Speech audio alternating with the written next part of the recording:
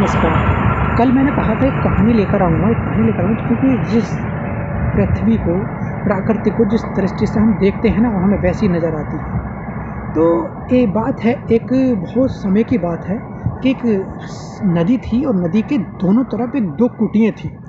एक कुटिया चोर की थी, दूसरी तरफ एक संत की कुटिया थी। जब संत और चोर सुबह को दोनों एक साथ नहाते थे अपनी अपनी पालों पे दोनों तरफ, तो साधु संत सोचता था अपने माइंड में कि यार ये भी मेरी तरह रात को बहुत तपस्या करता, रातों को बैठ कर, और ये सुबह ही मेरे साथ स्नान करता है। ठीक। चोर क्या सोचता था कि ओहो, ये भी रातों को चोरी करता है और सुबह नहाता है।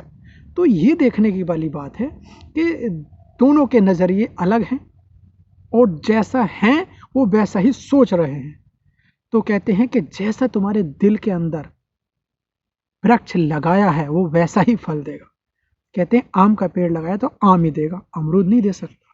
तो अपने अंदर के अंदर तुमने दिल के अंदर कैसा बीज डाला है, निगेटिव है या पॉजिटिव है।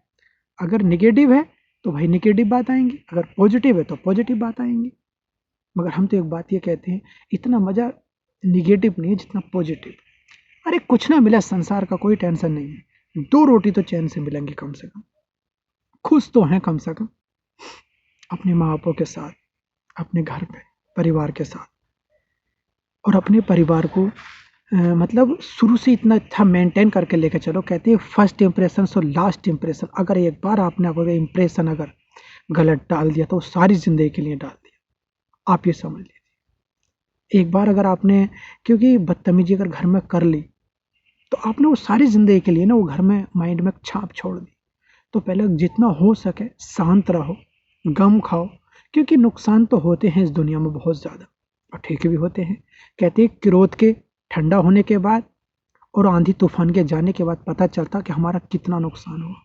और जो वो नुकसान हो जाता ना, भरपाई तो उसकी होती है, मगर कितना समय लगेगा ये आप नहीं जानते, खुद नहीं जानते। और इस दुनिया में सभी परेशान हैं। ऐसा इस दुनिया में से ऐसा कोई आदमी नहीं है जो परेशान ना हो। जो भगवान को पूरे दिन बैठ के गाली दे रहा वो भी परेशान है, और जो भगवान की भक्ति में 24 घंटे लगा हुआ वो भी परेशान है। मगर जैसा हम कर्म करते हैं उसका फल हमें यही मिलता है, मरने से पहले पहले तक मिल जाएगा।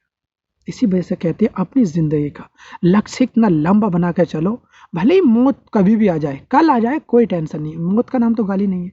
जिसने इस पृथ्वी पर पैर रख दिया, मरना तो एक दिन है भाई, ठीक है। मगर अपना जो लक्ष्य है ना, कम से 100 साल का बना के लेके चलो अपना लक्ष्य।